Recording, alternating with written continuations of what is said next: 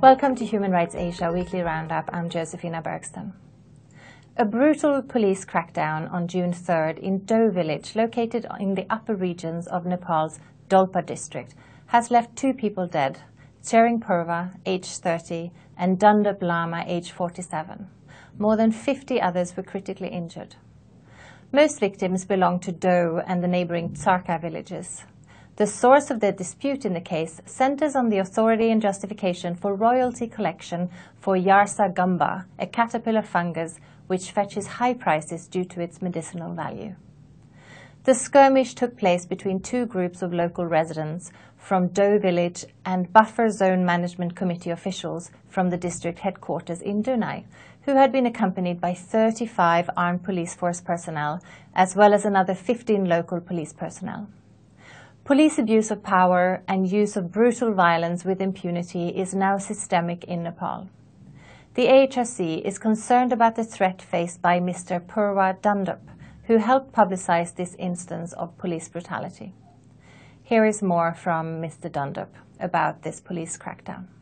The police were using lots of racial slurs such as this is not your country, this is Nepal, something like that, and also Bhotias, we will kill you all, and such kind of lot of racial slurs against the people who were detained and who were beaten. We have short-term and long-term demands, and for the short-term, we immediately need compensation and justice to the family of the victims, especially the dead ones, Mr. Tsering Purwa and Mr. Dundup Lama.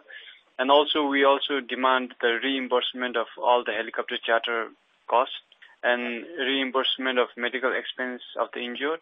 And we also demand immediate action against the police and also the high orders involved.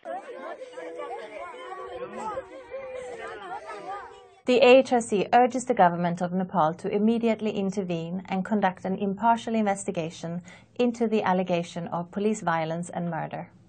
The AHRC also demands the government to take steps to ensure the safety of Mr. Purwa Dundup.